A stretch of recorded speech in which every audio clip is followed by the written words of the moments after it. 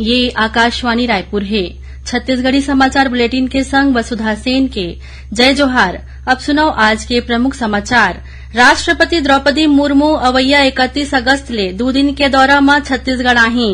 रायपुर और बिलासपुर के आने कार्यक्रम में होही शामिल। पूर्व प्रधानमंत्री स्वर्गीय राजीव गांधी के जयंती के मौका में काली मुख्यमंत्री राजीव गांधी किसान न्याय योजना के तहत दूसरैया किस्त 1894 करोड़ रुपया किसान मन के खाता में ऑनलाइन जारी करही।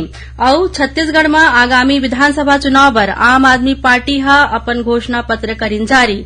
अब समाचार विस्तार ले। राष्ट्रपति द्रौपदी मुर्मू आगामी 31 अगस्त ले 2 दिवसीय दौरा में छत्तीसगढ़ आवत है। श्रीमती मुर्मू अपन छत्तीसगढ़ प्रवास के दौरान रायपुर और बिलासपुर में आयोजित अलग अलग कार्यक्रम में शामिल होही। राष्ट्रपति 31 अगस्त के बिघनिया 10 बजे विशेष विमान ले रायपुर के स्वामी विवेकानंद विमानतल पहुंची। एकर बाद उमन रायपुर स्थित प्रजापिता ब्रह्म कुमारी ईश्वरी ट्रस्ट शांति सरोवर में आयोजित कार्यक्रम में भाग लिही। संगे संग उमन रायपुर के महंत घासीदास संग्रहालय के अवलोकन घलो करही। राष्ट्रपति राजभवन में रात्रि विश्राम करे के बाद अगले दिन 1 सितंबर के हेलीकॉप्टर ले बिलासपुर जाही।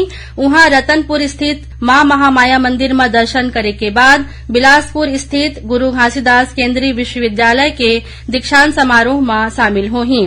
एकर बाद उमन बिलासपुर ले रायपुर आही और विशेष विमान ले दिल्ली बर रवाना होही। प्रधानमंत्री नरेंद्र मोदी कहिन है कि भारत के डिजिटल सार्वजनिक बुनियादी ढांचा वैश्विक चुनौती मन बर सुरक्षित और समावेशी समाधान उपलब्ध करावत है।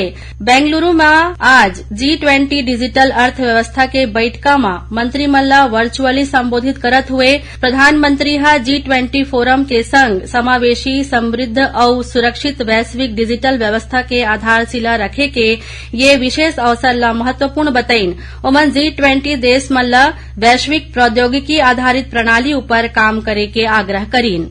प्रधानमंत्री नरेंद्र मोदी जनधन खाता मन के संख्या में महत्वपूर्ण वृद्धि ऊपर प्रसन्नता व्यक्त करे हैं। देश में जनधन खाता मन के संख्या 50 करोड़ के आंकड़ा पार कर गए है। एक ठन सोशल मीडिया पोस्ट में श्री मोदी ये बात ऊपर प्रसन्नता व्यक्त करीन कि एमा 56% खाता महिला मन के है। केंद्रीय वित्त मंत्रालय बताइन कि एक खाता मन में लगभग 34 करोड़ रुपए कार्ड निःशुल्क जारी करे गए है। पूर्व प्रधानमंत्री स्वर्गीय राजीव गांधी के काली जयंती है। यह अवसर में मुख्यमंत्री भूपेश बघेल महासमुंद में आयोजित कार्यक्रम में प्रदेश के 24,52,000 किसान मन के बैंक खाता में राजीव गांधी किसान न्याय योजना के दूसरैया किस्त 1894 करोड़ रुपया के ऑनलाइन अंतरण करही। ये योजना के अंतर्गत लाभान्वित होवैया मन में धान, कोदो, कुटकी, रागी, दलहन, तिलहन, धान के बदला दूसर फसल उत्पादक किसान और वृक्षारोपण करैया किसान मन शामिल है। उन्हें मुख्यमंत्री काली गोधन न्याय योजना के तहत गोबर विक्रेता, गौठान समिति और महिला स्व सहायता समूह मन के बैंक खाता मन में घलो 9 करोड़ 65 लाख रुपया के राशि के अंतरण करही। यह मौका में मुख्यमंत्री महासमुंद जिला में 655 करोड़ रुपया के लागत के अलग अलग कार्य मन के लोकार्पण और भूमि पूजन घलो करीन। संगे संग उमन लगभग 323 करोड़ रुपया के लागत ले बने महासमुंद मेडिकल कॉलेज के भवन निर्माण कार्य के आधारशिला घलो राखी। छत्तीसगढ़ में आगामी विधानसभा चुनाव बर आम आदमी पार्टी अपन घोषणा पत्र जारी कर दे है। आज रायपुर में आयोजित कार्यक्रम में दिल्ली के मुख्यमंत्री अरविंद केजरीवाल चुनाव घोषणा पत्र जारी करत हुए बताइन कि प्रदेश में 24 घंटा बिजली, 300 यूनिट तक निःशुल्क बिजली, पुराना बकाया बिजली बिल माफ, निःशुल्क शिक्षा, सरकारी अस्पताल मन में निःशुल्क इलाज, बुजुर्ग मन ला तीर्थ यात्रा कराए और महिला मन ला 1000 प्रति माह सम्मान राशि दे सहित 10 ठन गारंटी के वादा करे हैं। उन्हें युवा मन ला रोजगार और बेरोजगार मन ला 3000 प्रति माह भत्ता देके घोषणा घलो करे गए है। पार्टी प्रदेश में भ्रष्टाचार खत्म करे और शहीद जवान मन के परिजन मन ला 1 करोड़ रुपया के सम्मान राशि प्रदान करे के वादा घलो करे हैं। छत्तीसगढ़ी समाचार बुलेटिन आप मन आकाशवाणी रायपुर ले सुनत हव। छत्तीसगढ़ के खबर ले है आपके वास्ता और खबर के विश्वसनीयता ले है हमार वास्ता। आकाशवाणी समाचार रायपुर के प्रादेशिक समाचार बुलेटिन के संगे संग हमार समसामयिक कार्यक्रम आप रेडियो के संग अपन मोबाइल में घलो सुन सकत हव। आकाशवाणी समाचार फेसबुक, ट्विटर और यूट्यूब में घलो हावय। हमार फेसबुक पेज हरे Chhattisgarh news on AIR, Twitter handle CGAIR news और हमारे यूट्यूब चैनल हरे छत्तीसगढ़ AIR न्यूज। तो अब रेडियो के संगे संग आपके मोबाइल के माध्यम ले हम आप तक पहुंचत हन। छत्तीसगढ़ के हर खबर पर सुनत रहो आकाशवाणी समाचार। अब आगू बाढ़बो बाती समाचार कोती। कांग्रेस के छत्तीसगढ़ प्रभारी कुमारी सैलजा हा आज रायपुर में होए बैठका के बाद पत्रकार मन ले गोट बात करत हुए कहीन कि प्रदेश में अवैया विधानसभा चुनाव बर कांग्रेस प्रत्याशी मन के पहली सूची 6 सितंबर के जारी करे जाही। यही बीच कांग्रेस के घोषणा पत्र समिति के अध्यक्ष मोहम्मद अकबर हा बतईन की घोषणा पत्र तैयार करे बर लोगन मन ले 31 अगस्त तक सुझाव ले जाही। कोनो भी मनखे लिखित में अपन सुझाव दे सकत हे, संगे संग सुझाव दे बर ईमेल के सुविधा घलो देगे हे।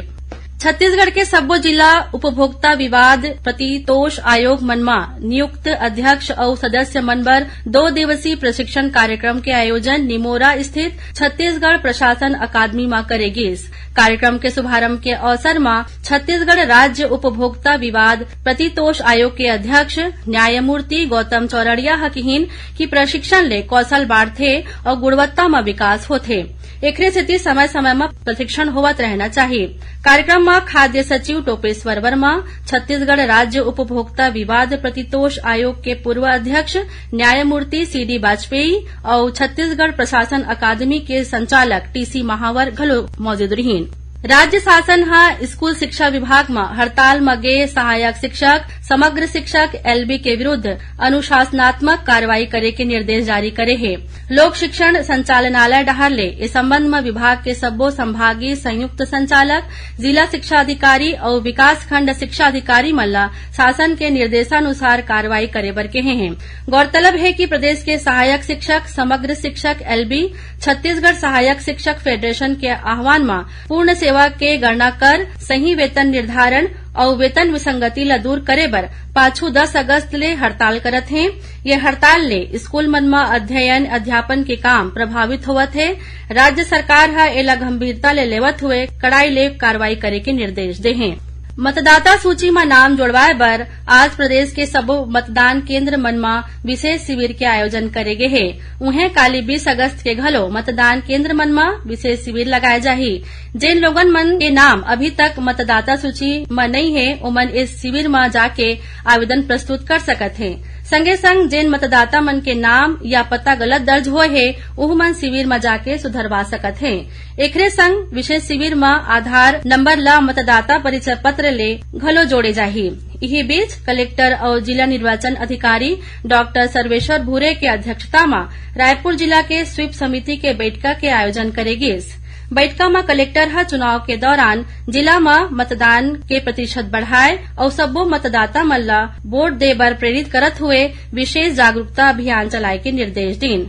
संगे संग मतदाता सूची में नाम जोड़े, हटाए और संशोधन के काम निर्धारित समय सीमा में पूरा करे बर घलो कहीन। और अब पेश है मौसम के हाल। प्रदेश में आगामी 24 घंटा के दौरान आने आने जगह में हल्का ले भारी वर्षा होए के संभावना है। उन्हें एक दो जगह में गरज चमक के संग आकाशीय बिजली गिरे के चेतावनी घलो देगे है।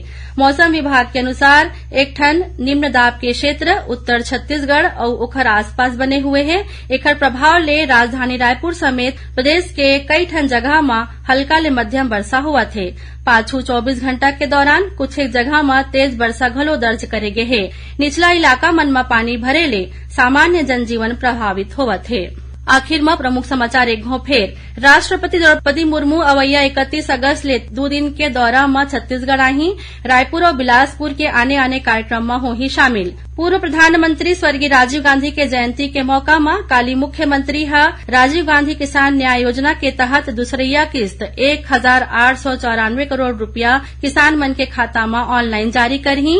और छत्तीसगढ़ में आगामी विधानसभा चुनाव बर आम आदमी पार्टी हा अपन घोषणा पत्र करीन जारी। एकरे संग छत्तीसगढ़ी समाचार बुलेटिन इहे सिरावत है। जय जोहार।